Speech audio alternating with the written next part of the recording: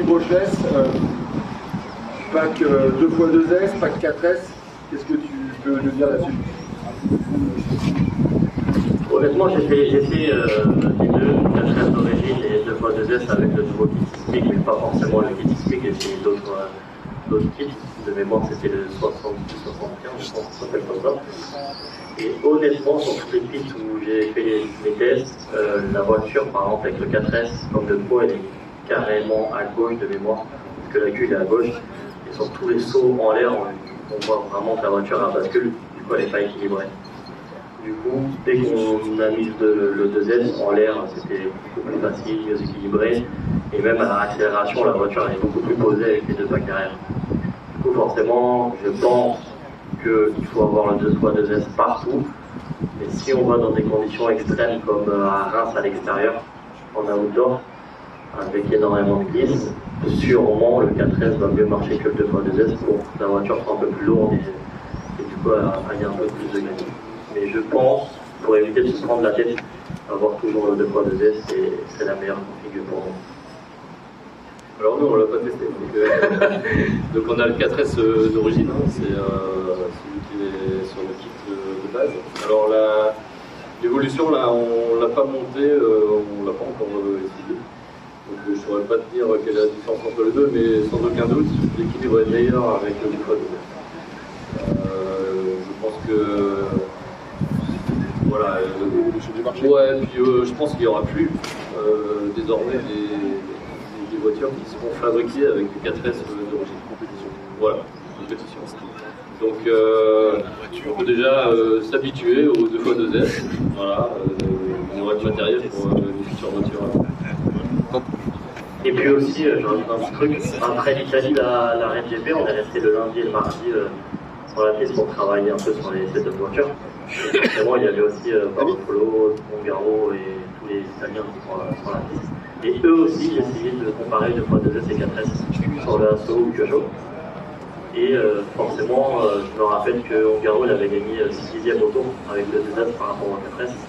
Et moi, sur une piste avec énormément de triple, j'ai gagné 9e au tour. C'est énorme.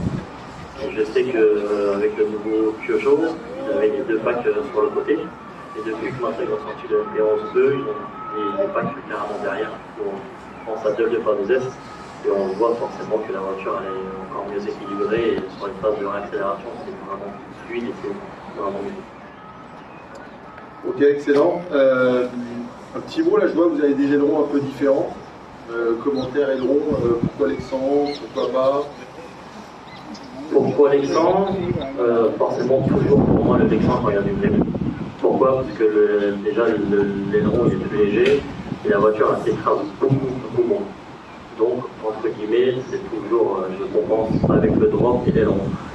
Je mets un peu plus de drop, parce que tout à l'heure j'ai essayé 115 en drop arrière, et c'était beaucoup trop, la voiture était vraiment bien amortie. Du coup, j'ai rajouté un peu plus de drop pour être un peu mieux amorti, et pour compenser, j'ai rajouté l'aileron Alexandre pour éviter que l'arrière s'écrase dans les virages. Et comme je pense que ça a pu le voir Guillaume, quand il a plu, forcément on a remis le piste pour la fameuse changements d'aileron. Et Alexis, on a remis l'autre aileron pour forcément avoir beaucoup plus de grip à l'arrière. Ok. Question là pour vous trois. Qu'est-ce que vous avez dans l'équipe avant, central, arrière? Vous savez comment? Alors on va finir du petit au plus gros. Ah, c'est sûr. Nous on a 60 à l'avant, 30% et 10 derrière. Donc la règle de... Alors pourquoi déjà hier on avait un gros grip, donc hier on aurait pu mettre 80, 50 et 20. C'est à peu près ce qui marchait très bien. Aujourd'hui c'était beaucoup plus mitigé, il risque de pluie. Donc on s'est dit dernièrement changer de 3 bifs c'est un peu mitigé. Donc on a fait un combo qui permet de rouler un peu sur des conditions avec beaucoup d'accroche, un peu plus d'accroche et des conditions de pluie. Donc c'est un mix voilà, qui permet de rouler sans changer les diffs à chaque fois. Et si là il fait bon toute la journée ou tout le week-end, si demain il fait bon, on va simplement monter des diffs un peu. Ok, merci.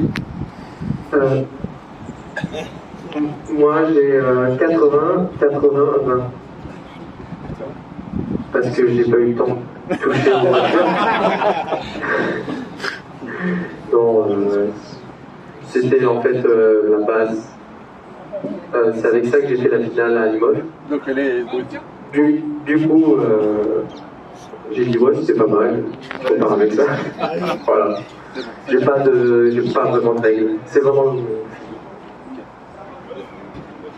Vraiment la question. 1 million. J'ai 200 devant, 300 au centre, 60 derrière. 60 derrière. 200 devant, 300 au centre et 60 derrière. Attendez, on va vérifier si c'est ça qu'il y a 300.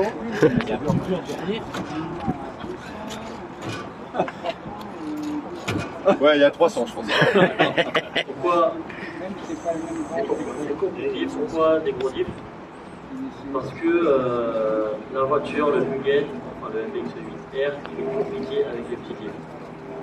C'est pour ça qu'il faut vraiment monter les diffs, c'est plus facile. Mais si on rentre dans le détail, ça va être très très long. On va couper l'apéro. Mais je vais essayer de le faire rapidement. C'est bien ça, ça donne pas. J'ai un gros diff devant. Pourquoi? Pour avoir du train avant à haute vitesse et avoir plus de train avant en entrée. Comme je le disais hier, sur des trucs comme ça, on n'a pas besoin d'avoir de train avant en entrée parce que la voiture a naturellement la vitesse. Et il faut avoir du train avant en sortie de virage parce que forcément avec le gros diff, on a un peu moins en entrée, mais il faut du train avant pour vite ressortir et pour accélérer le droit, pour attaquer tous les enchaînements de boss de ce type de vie. Pourquoi un gros diff au centre? Donc ça motrice.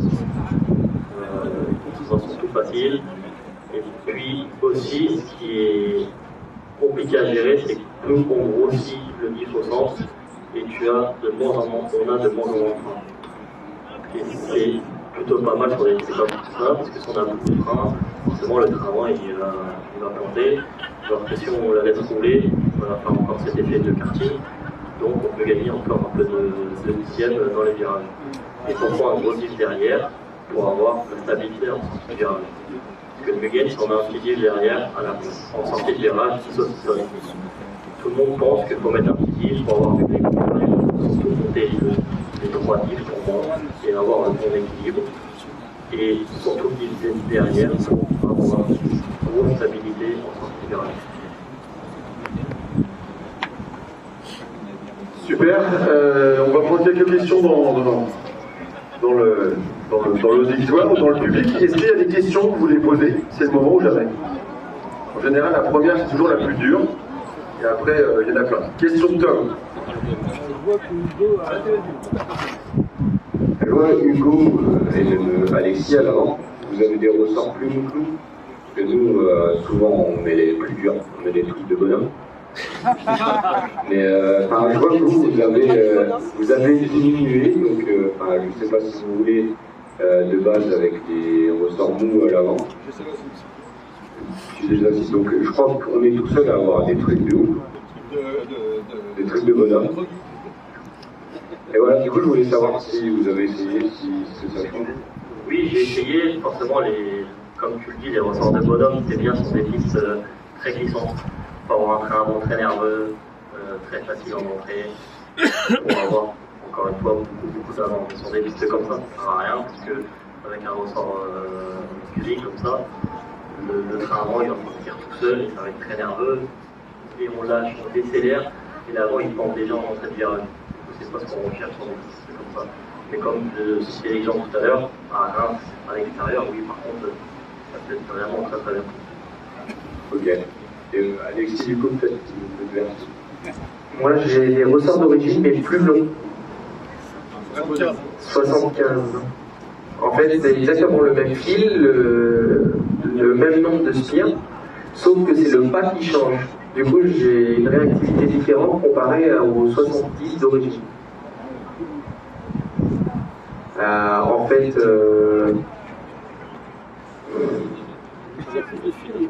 il n'y a pas de plus de spires. C'est le même nombre de spires avec le même fil, le même diamètre de spires.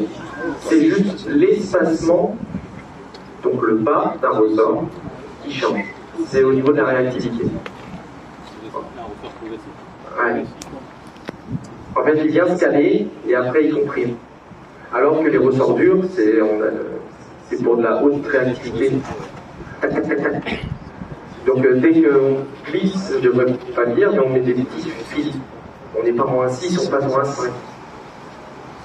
Quand ça glisse. Pour avoir du travail, etc. Moi, la philosophie, globalement, c'est ressort beau, 8 dur. Plus de confort. C'est plutôt ma philosophie. Hein. Pour moi, l'huile très dure, on est troué, c'est pas bien, c'est pas du tout. Oui. Mais sur des pistes comme ça, l'huile dure, et ressort d'origine. C'est encore mieux. D'accord. Super. Autre question? Est-ce qu'il y a d'autres questions? On a vu la question de Tom. Vas-y, Loin. Ça change quoi de percer des ailerons, de faire des trous dedans? Ça rapporte quoi? Alors, moi je suis beaucoup moins fort qu'Hugo, du coup je ne mets pas d'exemple parce que je fais plus de toit que lui. Non, en vrai, donc les gros trous c'est pour gagner de la rotation, que tu vois, donc c'est des trous diamètre 12. Et les petits trous, c'est pour les sauts, ça laisse pour la parabole, pour qu'elle revienne naturellement sans faire le coup de frein, pour qu'elle revienne naturellement, atterrir du coup de avant au premier. Alors on est ici là. C'est certainement vrai. Tu le vois, ouais? Ah oui, mais c'est pas l'image, tu sais ça, le gars qui dit ouais, ta voiture elle saute mal et tout, il va faire quelque chose, il dit donne ton aileron, on revient. Ah, donc tu l'as vraiment testé à l'école, la stabilisation? Je mettais plus de poutre. D'accord. Ok, mais attends, je croyais pas. Oui, c'est pour ça que. Si, si, je crois que c'est vraiment. Exactement, non, mais je sais que tu es très cartésien, c'est clair. Ok, voilà. Je crois qu'on se rapproche de l'apéro gentiment. Avant, une question sur les barres anti-roulées? Vas-y. Pour aujourd'hui, par exemple. C'est du gros grip. Ça va être encore très long. Non, fais court. Mais les barres anti-roulis, plus on descend devant, plus on a des trains en entrée, mais moins en sortie. Et surtout, moins nerveux. Et plus on monte, moins de trains en entrée, mais beaucoup plus en sortie, et beaucoup plus à haute vitesse. Du coup, c'est pour ça qu'aujourd'hui, avec le grip qu'on a, il faut avoir une grosse barre, pour pas que le train avant entrée plante et après que ça soit compliqué à piloter. Et donc la barre arrière, plus on descend la barre arrière, on est mieux amorti. La voiture par contre s'écrase un peu plus, mais en amortissement, ça, je ne vais pas dire que ça change tout, mais ça fait beaucoup quand même. Et quand on monte la barre, il y a encore beaucoup plus de grip partout. C'est plus homogène, il y a la accès, on a plus de. Quelle barre que vous avez? Moi pour l'instant là j'ai 2.5 et 2.5. C'est pas des grosses barres. Si. Devant c'est une grosse barre de 5. D'origine c'est 2.3. Moi j'ai 2.3 devant. Et 2.6 derrière, mais après ça dépend de la hauteur des fusées sur le triangle derrière. C'est géométrique. Donc si tu descends ta fusée, il faut grossir ta barre, si tu la remontes, il faut la réduire. Il y a 2 dixièmes environ à chaque fois. Et puis moi mon setup de base, on part devant, on dit que 2.5 c'est gros, mais pas du tout. Mon setup que j'ai toujours en bas c'est 2.1. Même sur les pistes à grip, par exemple aux Antilles qui est full moquette, j'ai 2.2 grand max, mais avec un gros diff devant pour compenser. Pourquoi 2.2? Pour avoir du train avant en entrée, mais avec un gros diff pour avoir du train avant en sortie et à haute vitesse. Du coup je compense. Ouais, nous c'est le même ressenti, on a par exemple là, on a 2.4 arrière, je crois. Ouais, non, 2.5 arrière et 2.4 devant. Donc effectivement c'est une petite barre pour l'arrière. On pourrait s'attendre à ce qu'on monte en bas, ce que tu disais, sur le train arrière, mais ça lui donne beaucoup plus de nervosité, j'ai l'impression. Ça va plutôt partir au casque plus facilement qu'une petite barre. Ça va utiliser un peu les déformations du terrain et ça va faire déformer un peu le châssis. Donc voilà, on préconise effectivement une petite barre derrière. Après devant, si effectivement on va avoir moins de vivacité du train avant, on peut monter la barre. Après il faut voir si on a assez de train avant avec le diff, si le diff est monté ou pas. On a les ressorts durs sur l'avant, donc on a plutôt une petite barre à l'avant. C'est toujours un équilibre. Ouais, c'est un équilibre, mais on a quand même le diff avant qui est beaucoup plus dur que le reste. C'est, en fait, il ne faut pas surtout avoir un diff arrière qui est à 60 000 et le diff avant à 30 000. Voilà, c'est ce qu'il ne faut pas faire.